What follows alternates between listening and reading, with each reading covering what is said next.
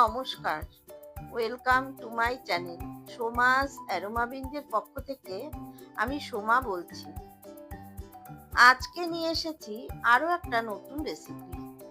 তো আজ তোমাদের সাথে শেয়ার করছি বোয়াল মাছ ভাপা বা ভাপা বোয়াল। খেতে সত্যি অসাধারণ লাগে গরম গরম ভাতের সাথে। যারা এখনো পর্যন্ত আমার চ্যানেলটা সাবস্ক্রাইব করেননি, প্লিজ একটা লাইক করে আমার চ্যানেলটা সাবস্ক্রাইব করে পাশে থাকার অনুরোধ রইল। তাহলে চলুন শুরু করা যাক আজকে রেসিপিটি। আজকে বোয়াল ভাপা বানানোর জন্য এখানে নিয়েছি 7 পিস বোয়াল মাছ। মাছ কেটে পরিষ্কার করে আমি ধুয়ে নিয়েছি। এখন আমি প্রথম ম্যারিনেশনটা করে নেব। তার জন্য এর মধ্যে দিয়ে দিচ্ছি পরিমাণ মতো লবণ। যতটা লবণ মাছে দিতে হবে সম্পূর্ণটাই এখন আমি দিয়ে দিলাম। দিয়ে দিচ্ছি পরিমাণ মতো হলুদের গুঁড়ো, আর দিলাম হাফ চা চামচ রসুন বাটা আর অর্ধেক পাতিলেবুর রস। যেহেতু মাছ আমি কাঁচা রান্না করব, তাই পাতিলেবুর রস দিয়ে মাছটা মেখে রাখবো, তাতে মাছের আষ্টে গন্ধটা একদমই চলে যাবে।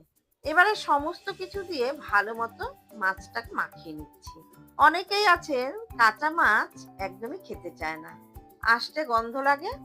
তার জন্য তাদেরকে বলবো অবশ্যই একবার এইভাবে বানিয়ে দেখুন, দেখবেন কোনো রকম আষ্টে গন্ধ মাছের মধ্যে একেবারেই থাকবে না। মাছ ভালো মতো মাখানো হয়ে গেছে। এবারে এটাকে এক সাইডে সরিয়ে রেখে ততক্ষণে আমি মশলাটা তৈরি করে নেব। তার জন্য একটা মিক্সার গ্রাইন্ডারের বাটিতে নিয়ে নিচ্ছি 2 চা চামচ কালো সর্ষে, 1 চা চামচ সাদা সর্ষে, 4টে শুকনো লঙ্কা,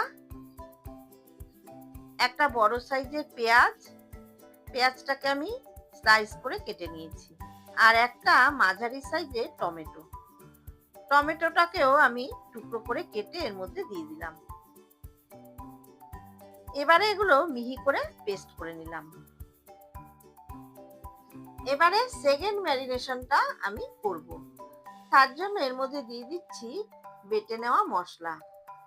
টমেটো, সর্ষে আর পেঁয়াজটা যে আমি বেটে রেখেছিলাম লঙ্কা দিয়ে, সেটা আমি এর মধ্যে দিয়ে দিলাম। সম্পূর্ণ মশলাটা দিয়ে দিলাম। এবারে দিয়ে দিচ্ছি 2 টেবিল স্পুন টক দই আর বেশ খানিকটা সর্ষের তেল। এবারে সমস্ত কিছু দিয়ে মাছ ভালো করে মেখে নেব। মাছটা মেখে যদি আধ ঘন্টা থেকে 1 ঘন্টা রাখা যায় তাহলে কিন্তু খুবই ভালো হয়। মাছের ভিতরে সমস্ত তেল মশলার ফ্লেভারটা ভালো মতো ঢুকে যাবে, তাতে মাছের স্বাদ অনেক বেশি ভালো লাগবে।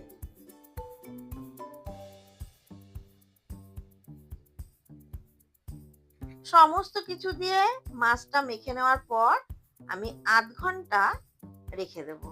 যদি আপনাদের হাতে সময় থাকে তাহলে 1 ঘন্টা রেখে দিতে পারেন। আধ ঘন্টা পর ফিরে আসলাম।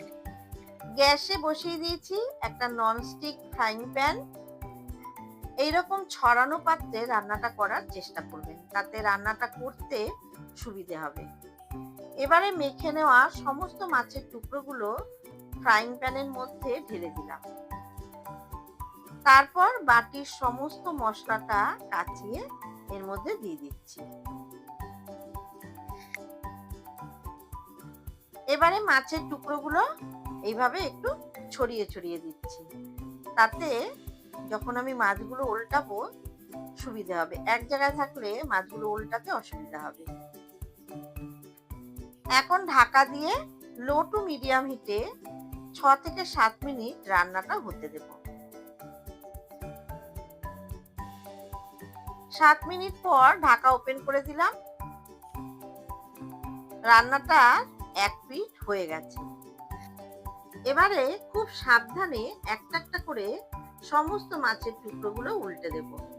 তবে কাজটা কিন্তু খুব সাবধানে করতে হবে, যেহেতু মাছটা কাঁচা রান্না করছি, মাছ কিন্তু ভাজলাম না, তাই খুব সাবধানে উল্টে দিতে হবে যাতে মাছ ভেঙে না যায়।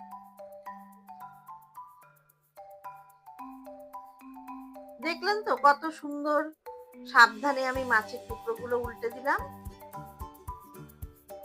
আর উপর থেকে দিয়ে দিলাম 5টা চেরা কাঁচা লঙ্কা। তারপর আবারও ঢাকা দিয়ে আমি অপর পিঠটা হতে দেব। 5 মিনিট পর ঢাকা ওপেন করে দিলাম। দেখুন মশলা থেকে সুন্দর তেল ছেড়ে দিয়েছে। আমি যে টক দই দিয়ে মাছটা ম্যারিনেশন করে রেখেছিলাম, সেই টক দইয়েরও তেল ছেড়ে দিয়েছে, মশলা টশলা সুন্দর হয়ে গেছে রান্নাটা। এবারে গ্যাসের ফ্লেম অফ করে দিলাম। তৈরি হয়ে গেল বোয়াল মাছ ভাপা বা ভাপা বোয়াল। একটা পাত্রে আমি মাছটা ঢেলে দিয়েছি। গরম গরম ভাতের সাথে এইরকম বোয়াল মাছ ভাপা একবার বানিয়ে দেখুন, খেতে কিন্তু ভীষণই ভালো লাগবে। যে কোনো সানডে স্পেশাল মেনু কিন্তু এই বোয়াল মাছ ভাপা হতেই পারে। আমার রেসিপি যদি ভালো লাগে তাহলে অবশ্যই লাইক করবেন, শেয়ার করবেন, আর যারা আমার চ্যানেলে নতুন বন্ধু তাদের কাছে অনুরোধ রাখবো, প্লিজ চ্যানেলটাকে সাবস্ক্রাইব করে পাশে থাকা বেল আইকনটিতে ক্লিক করবেন, যাতে আমার সমস্ত নতুন ভিডিওর আপডেট সব থেকে আগে আপনাদের কাছে পৌঁছে যায়। ফিরে আসবো আবারও কোনো নতুন রেসিপি নিয়ে। ধন্যবাদ।